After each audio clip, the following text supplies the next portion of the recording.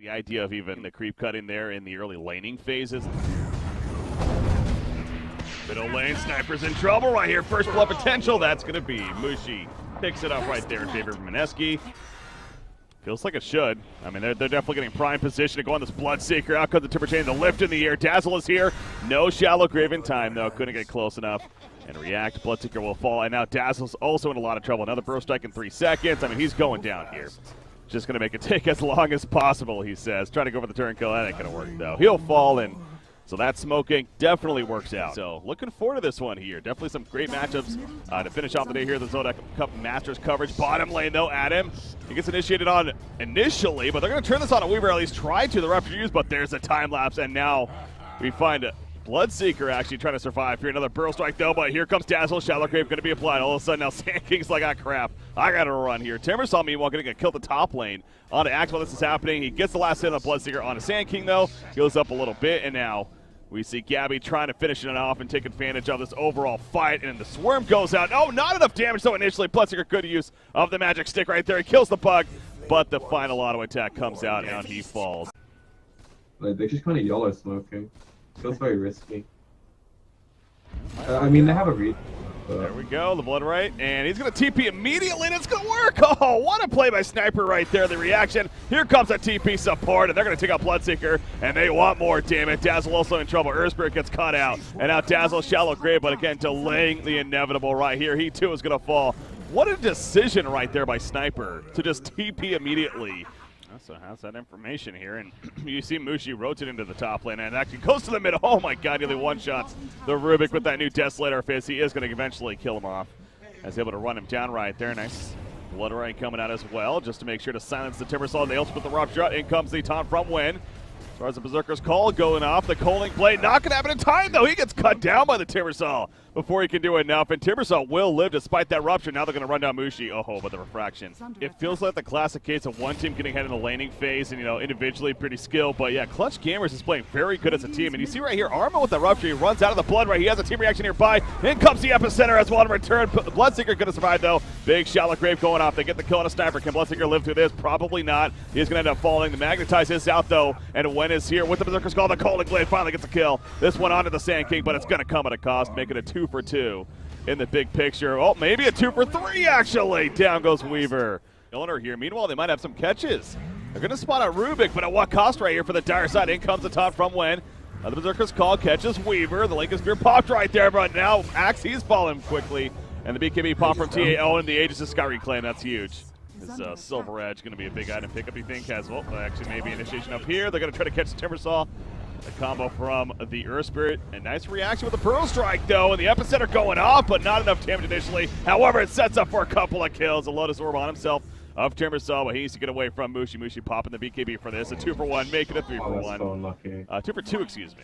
That it's just not worth it. And the idea you're getting an ability that instead prevents you from dying seems more powerful. Anyways, BKB popped right there preemptively. They're going to jump in the background. Is the Radiant Sign with the Sun on the Timbersaw as he goes in. The Rupture's going off. The Lotus Orb not going to work too much right there. He goes down, Blood right in the midst, and they catch Weaver throughout that Shikuchi on through. Earth Spirit's going to maybe end up getting picked off over here. Yes, he will, but they're trying to finish off the Sniper. They can't do it. The Cooling Blade came out. Yes, they will. Triple kill for Mushi, though, in the midst of it. Make it an ultra kill. No rampage for him, but a 2 for 5 exchange.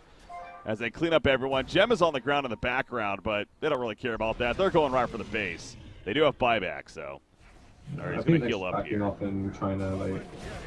Oh, wow. Axe going deep. They want the Sniper kill. He popped back. Remember, that's going to be a tieback. He will fall, and down he goes for 90 seconds now. They catch Timbersaw in the background as well. The Basher procs coming out. The Rupture on a Rubik on top of the Timbersaw. In comes the follow-up stun as he tries to TP out. He's going to fall. GG, well played, and just like that, Mineski will be victorious there in game number 1. So, and a Slark definitely seems like just an overall solid picture here. That's our idea, at least, but if they get initiated on here. Yeah, they're going to run right into them. He gets a throw in. The Cog's kind of a little bit of an issue, but Mushi's not really taking effect of them. He's trying to run the other direction and barely going to survive the Dragon Slave. Not enough damage. Warlock kill coming out. Now actually possible turn kill as Fly Solo's dropping here on that Rubik. Lifesteal is also not in the friendliest spot either. And he's trying to get run down by the Clockwork. Another set of Cogs ready to go, but they don't even need it. They get the kill on a Rubik. First blood actually happens for Mineski in the end. It's very possible. Because like, if you just look at the amount of pressure they're putting on him now, this is where Spark's really weak as a hero. Oh. Wow, the heel comes out, and the Shadow Dance not going to save him through that. So it's a 1-for-1. Might be a 1-for-2. Those Nyx assassin also caught by the Cogs. The spiked carapace not going to save him. Especially as Lifestealer went for a Solar Crush, which isn't the most common item, but I'm guessing. The call on it, Nyx, as he was just about to open on a Mushi. In comes the Warlock Golem as well. Axe, though, there's that Solar Crest doing work, man. It will help cut down the Axe, but now Lifestealer, he's not in the greatest position. However, lift on the Shadow Fin. He gets the Rocky of the Souls off right on top of the Rubik, and Rubik one falling right there. Lin on the background, call coming out from Win once again. Warlock sitting there with the upheaval, actually trying to slow them down. Nice Guardian Angel, though. Keeping Lina alive for the time being. The Culling Blade not enough, but the Golem trying to run him down. One more attack. Yes, he denies himself in the end. That upheaval, man. They might be able to get the tower off this. Yeah. He didn't have his Golem, so I guess, again, not the biggest deal, but at the same time, I mean, they can still hold. Requiem is ready. One more second. They go over the pick off on a Rubik in the background. Clockwork, the big Cogs on top of the call. Omni Knight, can he get anything off in time? He gets a heal off, it looks like. Meanwhile, Mushi with that BKB, but he has life shield. He doesn't give two shits about that BKB. Sitting on top of him, however, the battery assault helping to keep him kite away. The pounce over the ledge, unsuccessful from Slark. And now Slark's in a bit of trouble. He does have Shadowblade in 1 second. Couldn't get it off in time. Dark back Shadowblade. Yes, it's going to be enough. Mushi, or actually now, we got Ninja Boogie putting back in. The upheaval slowing them down. Axe, a couple of spins. He eventually gets cut down, though. But the Cogs will stop the rest. Meanwhile, Slark, he's still living throughout all this. And he's sitting on top of the Nyx. He wants to go for the kill himself, as out comes the Shadow Dance. Same thing with Slark. There's I'd be very surprised if Aegis reclaiming, but they're going to go in right as they find Clockwork, actually, so it will be a quick pick. But Mushi, he's going to open on a Rubik. Couple of auto attacks, no, not enough for the kill initially. Gets lifted up, and now here comes a Warlock Golem. Requiem Souls on top. It's going to not go off, actually, just simply auto attacks right there. Gets going to Omni Knight. Now Lifestealer drop in. The Fatal Bond's doing a lot of work here. Axe was picked off by Lina, it looks like, but now Lina on the run. She is very quick. So, I think 90% of that is from the pause as well. Like when Slight gets caught there. Oh, so we're going to get caught. There's a go on, and Nyx Assassin right off the bat.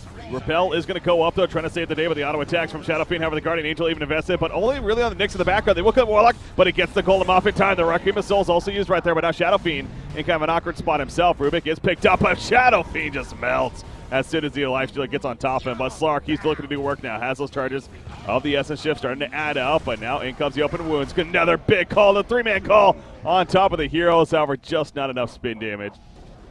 Oh, he's going to get caught, though, or jumped as he's trying to run in here, trying to stop the Roshan, but they're just doing it way too damn fast. Axe, oh, he gets the call off, but the Aegis was picked up by the Lifestealer, and here we go. Guardian Angel off the bat as well. Slark in the background, going for Armel. But the Glimmer Kid with the Shadow Blade more so, going to save him, so he'll be fine. Axe does get picked off, and now Shadowfield lifted up yet again with the Yules. And there's the combo to finish the job on him. That's a dieback coming out for Mushi, a double kill for Armel. Rubik does fall in the back up, but now Slark, he needs to be careful about committing in right here. He will make his way out.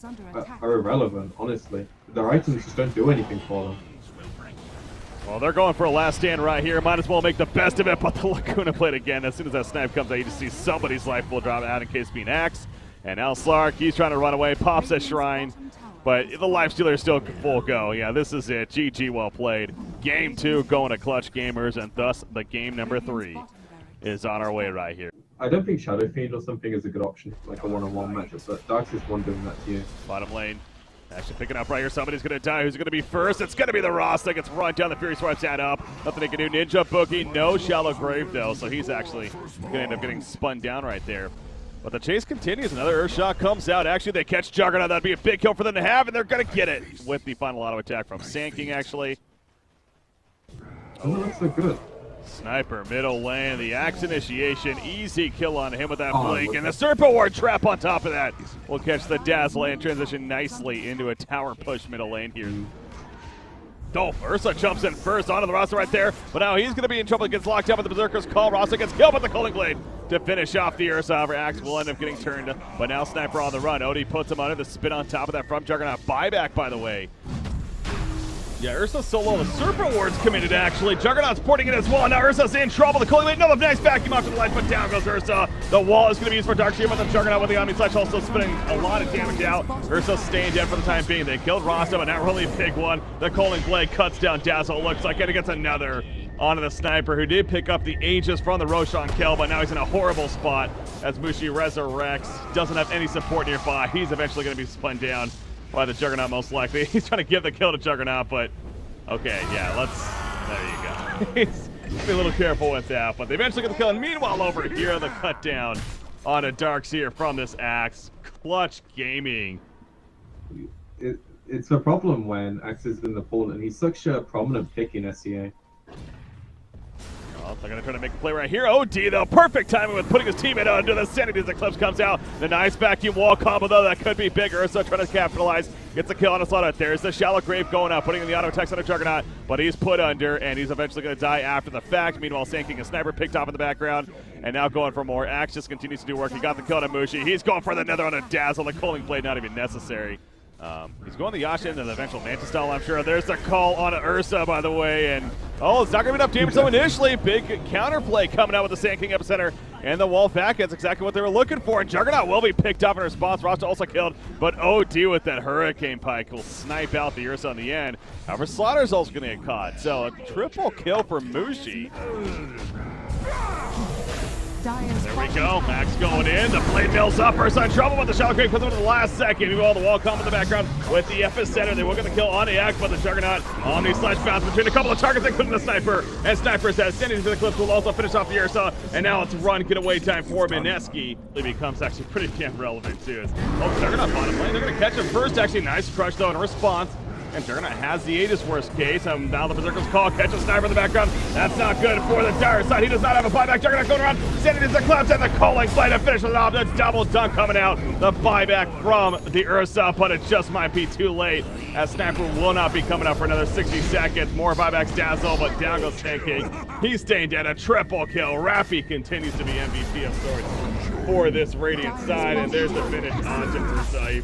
Basically just gives in right there, and that should all do it. We got a Rampage. Rampage, here we go. Storm down! He hits too hard, man. He has 40 in. Just a full-on Mega Creep. Trying to finish the old-fashioned way here of an ancient kill. This is what they're going for. But Clutch Gamers, again, this is a Game 1 victory for Mineski, as there it is official. Clutch Gamers, though, they responded very well. Game 2 was a bit of a back-and-forth battle, but Game 3 really was in their control for the most part. And Axe, again, no doubt one of the star players this third and final game.